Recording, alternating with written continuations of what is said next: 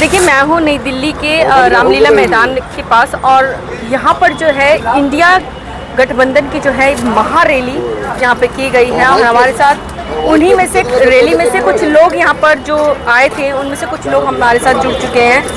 Sir, आप भी इस रैली में कहीं ना कहीं आए हैं, क्या कुछ कहना चाहेंगे? क्या जो काम दिल्ली में होने चाहिए वो हुए हैं? नहीं। क्यों सर? देखिए, इनका तो दावा है, हमने जो कहा है वो किया है। आधे से ज़्यादा काम में तो उन्होंने यही बोला है कि ये बीजेपी का काम है, वो बीजेपी करेगा, हमें बीजेपी ये नहीं करने दे रहा। देखिए मैम, दो तरह के लोग होते हैं इस दुनिया में, जिनको जो कि अपनी एक तरह के लोग होते हैं जो कि अपनी प्रॉब्लम को अपॉर्चुनिटी में तब्दील कर लेते हैं और अपने आप को प्रूव करते हैं, और एक वो होते हैं जिनको अपॉर्चुनिटी मिलती है और उसी को प्रॉब्लम बना देते हैं। तो आप अंडरस्टैंड कर सकते हैं ये नंबर 2 कैटेगरी में आता है। देखिए, काम करने के लिए अपॉर्चुनिटी दिल्ली ने दिया, एक बार नहीं, 2 बार नहीं, 3 बार इलेक्शन में जीता है, लेकिन वो काम नहीं हुए हैं और तभी इस वजह से हम लोग बहुत प्रताड़ित हैं। हम दिल्ली कालकाजी विधानसभा से आते हैं, जहाँ आतिशी मैडम वहाँ की जो है MLA। कभी आप हमारे क्षेत्र में आइए, हम आपको दिखाएंगे क्या काम हुआ है, क्या गलियों में किस तरीके से अभी भी जो है गलियाँ टूटी पड़ी है, पानी की लाइन बना दी, डाल दी, सीवर की लाइन डाल दी, और 3 साल से वो गलियाँ बनने में नहीं आ रही हैं।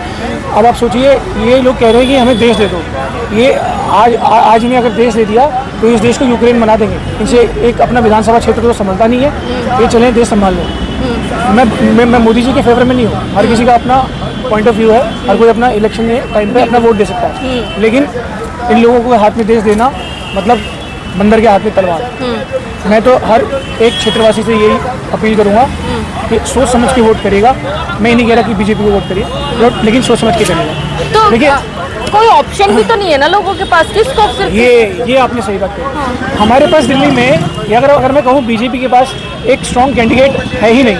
केजरीवाल ऐसा फेस दिखाई दे रहा है पिछले 10-15 सालों में, आफ्टर शीला दीक्षित। मैं कह रहा हूँ, शीला दीक्षित जी के बाद तो आई थिंक काम ही नहीं हुआ दिल्ली के अंदर। कोई ढंग का जो काम, जिस तरीके से डेवलपमेंट दिखना चाहिए ना, लोग फ्री के जो चक्कर में, प्रलोभन में ना बहुत ज़्यादा आ गए, और जो काम होना चाहिए, जो सड़कें बननी चाहिए, जो स्कूल बनने चाहिए और जो अस्पताल बनने चाहिए, ये RML अस्पताल और ये सब एम्स तो पहले से हैं। आपने दवाइयाँ यहाँ पे अगर फ्री कर दी, एक्सरे फ्री कर दिए, छोड़ा बिग डील। आपने कौन सा लैंड एक्विजिशन करके कौन सा नया अस्पताल बनाया, अब मुझे वो बताइए।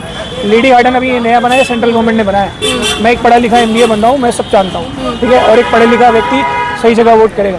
ये सेंट्रल गवर्नमेंट का बना हुआ है। आप एक दिल्ली में एक बता दीजिए, 30-35 स्कूल बनाए, पूरा लंदन तक घुमा दिया हम 30-35 स्कूल। बाकी के स्कूल कौन बनाएगा?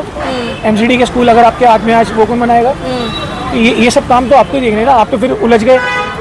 फंड नहीं मिलता, हमें फंड नहीं मिलता। मैडम, 55,000 करोड़ से 75,000 करोड़ का बजट है इस साल, प्लस MCD बजट भी इनके सामने। ये MCD की बिल्डिंग है सामने, ये पूरा MCD का भी बजट अब इनके पास है। तो सब कुछ तो बजट इनके पास है। अपना बजट है, आप यूटिलाइज नहीं कर रहे हो, आप अपने आप को प्रूव नहीं करोगे तो कैसे काम करेगा ना? आपको तो क्या लगता है कि युवाओं को कहाँ जाना चाहिए? ये तो हर युवा की सोच है, but as a young person, as a working person, I am just giving my opinion to the Delhi. कुछ मैसेज देना चाहोगे? भाई, मैं तो वोट नहीं करना चाहूँगा। अगर आप समझदार है तो आप भी वोट नहीं करें, मेरी तो राय यही है। आप किसी नए बंदे को देखें। मेरे हिसाब से डॉक्टर हर्षवर्धन दिल्ली के CM में देखना चाहता हूँ अगली बार। लेकिन अभी तो लोकसभा के चुनाव है ना सर? हाँ है, बस 11 महीने और वेट कर लेंगे। जहाँ हम 11 साल से वेट कर रहे, 2014-15 से तो मैं भी देख रहा हूँ तमाशा में, कुछ काम तो देखा नहीं है ढंग का। जो ऐसे मतलब आप चाह रहे परिवर्तन हो दिल्ली में? परिवर्तन परिवर्तन आपको अपने आप दिखेगा। लेकिन महिलाएं तो बड़ी खुश हैं, काफी लोग खुश हैं। फ्री का जिसको मिल जाता है वो खुश तो रहता है। लेकिन आप एक बात बताइए, आप अर्थव्यवस्था को कितना तोड़ रहे हैं? आप 20 रुपये की टिकट जो लेडी ले सकती है वो विदाउट टिकट जा रही है, तो ट्रांसपोर्टेशन पे कितना ज़्यादा बजट का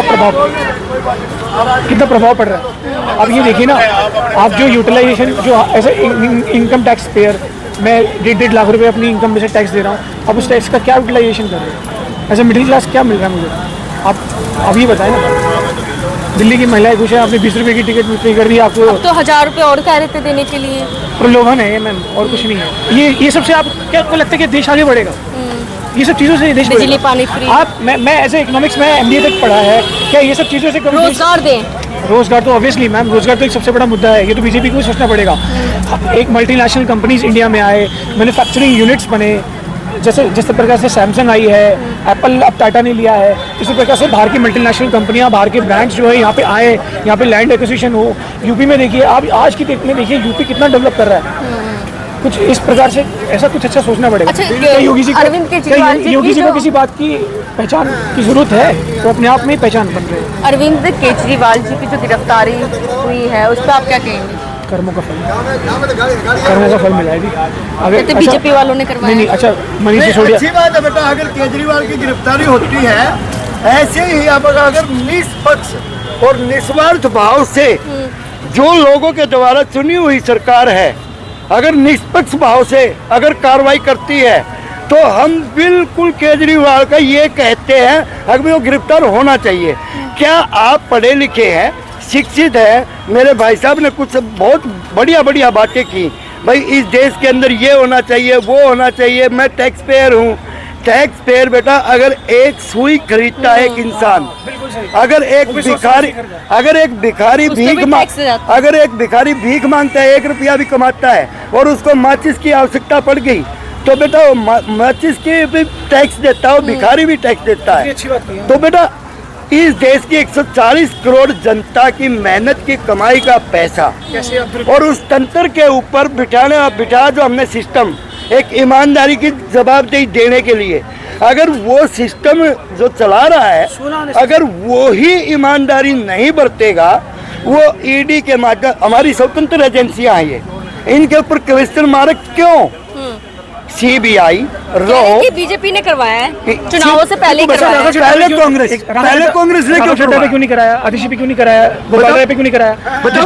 जिसके खिलाफ सबूत है उसके खिलाफ तो होगा। सत्येंद्र जैन भी तो हुए। तो हाँ, तो वो सबूत मिले है ना मैम। तो मनीष सिसोदिया जज का जजमेंट तो एकदम सही होगा ना। तो पीएमएलए कोर्ट के तहत एविडेंस मिला, पीएमएलए कोर्ट के तहत एक तरफा कानून, ना दलील, ना अपील, ना वकील, जो भी ऑन द स्पॉट फैसला जो करेगा, क्या कौन? क्या यही लोकतंत्र की खूबसूरती है बेटा? Debate to debate.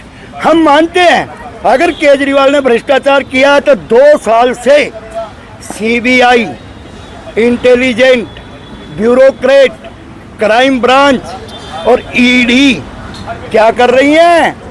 यही तो क्वेश्चन मार्क है। कहाँ गई वो मनी ट्रेल? उसका सबूत क्यों नहीं पेश कर रही कोर्ट में? ट्रायल पे क्यों नहीं ले रही केस को? क्यों? क्योंकि देश के भोले भाले लोगों को एक राम के नाम पर, मेरे आज प्रभु श्री राम भी नाराज हैं इनसे। हमारे प्रिय प्राइम मिनिस्टर श्री नरेंद्र भाई दामोदर दास, क्योंकि जिस देश की जनता ने उस सम्मानित पद पे बैठे हुए व्यक्ति को चुना है, सबसे पहले इस देश की इंटरनेशनल मीडिया और मीडिया ने पाकिस्तान हमें नरेंद्र मोदी जैसा प्राइम मिनिस्टर मिल रहा है, जो कि एक लोगों के द्वारा चुना हुआ प्रधानमंत्री, उसको आप शब्द नहीं बोलना चाहिए, नहीं बोलना चाहिए, ऐसे भी नहीं बोलना चाहिए। क्यों नहीं बोलना चाहिए? और पीड़ा क्यों होती है जब उस सम्मानित पद का अगर अपमान करते हैं? अब पूरा नाम काट दिया। हमारे बच्चे हैं जो स्कूल में जा रहे हैं, हमारे गांव देहात के लोग हैं, उनको पूरा पता नहीं है मेरे प्राइम मिनिस्टर का पूरा नाम है क्या, नहीं पता है। क्या कहेंगे? एक गोदी मीडिया या सेंसर मीडिया या कुछ भी मीडिया लगा लो, हमें नहीं पता इस चीज़ का। अंतत गांव देहात में तो बेटी रहने वाले हैं, हमने तो इतना बेरा है। 80 लाख कम्युनिटी है इस देश के अंदर। मोदी पूरी मोदी कम्युनिटी को टारगेट करके, और एक इंसान भाई पूरे भारत वर्ष में एक प्रभु श्री राम का, प्रभु श्री राम 3 प्रकार से हुए हैं। 2 लफ्जों में एक बात कहूँगा, सारे चोर मुसेरे भाई आज चोर मुसेरे भाई आज इकट्ठे हो गए हैं। बीजेपी भी प्लस, अरे सब सुनिए, बीजेपी भी प्लस, बीजेपी हेमंत बिश्व शर्मा चोर, ले आप कह रहा हूँ खुल के, अजीत पवार चोर, सिंधे चोर, और बता बेटा क्या कर, अब काटना हो काट दो, मैं बता रहा हूँ। अच्छा, 6060 करोड़ रुपए इलेक्ट्रॉनिक बॉन्ड के द्वारा हमारी मेहनत की कमाई पर डाका डाल के टैक्स के माध्यम से कुछ बिजनेसमैन घरानों ने वहाँ पे चोरी के रास्ते से स्टेट बैंक के द्वारा भाई 6060 करोड़ रुपए क्यों दिया? आपका नाम? उस पे ईडी सीबीआई रात, जैसे मोदी का नाम, मेरा भी नाम है नाम। हाँ, जाट नाम? जाट जात? जाट।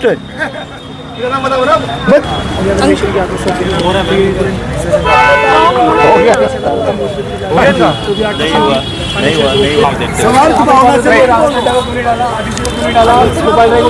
मैं एक बात बोलना चाहूँगा, और ये जो डीटीसी में मार्शल बैठे हुए हैं इनको किस बात की तनख्वाह मिलती है? मैंने मार्शल से, डीटीसी मार्शल से कहा बस कि भैया लेडीज की सीट खाली करा दे। केजरीवाल बोल रहे हैं कि वो कहता नहीं मेरा काम नहीं है। तो किसका काम है? मैं कहा भाई तेरा काम है, कहता नहीं। मैं कहा मैं तेरी कंप्लेन करूँगा, कहता नहीं। ऐसे कैसे होगा? और दूसरी बात, इस रैली में क्या हुआ, लग रहा है आपको कल उनको जैसे पेश किया उनकी कल लग रहा है सहानुभूति हमें केजरीवाल जी से है, उतनी सहानुभूति हमें हेमंत सोरेन से भी होगी। जब उनकी वाइफ बोली तब उसके अंदर 50 आदमी मिली थे, और जबकि पूरा का पूरा गठबंधन है। कल दोनों गले मिली, एक दूसरे के दुख को बांटा। आज जो है सारा जो है हमारा कार्यकर्ता उसके चल दिए, उनके साथ बैठा ही नहीं कोई। ये बात तो गलत है ना। आज जो यहाँ महारैली हो रही है, इस पे क्या कहना चाहेंगे? अरे ठीक है, सारे इकट्ठे हो रहे हैं, मगर इकट्ठे का दिखावा तो ढंग से करो। अगर इकट्ठे हुए हो, आप दिखावा तो सही करो। आपके कार्यकर्ता सबके साथ बैठने चाहिए, जब उसके चले गए बीच में। 9 महीने जेल काट के आया हूँ, मेरे घर वाले ने पैसा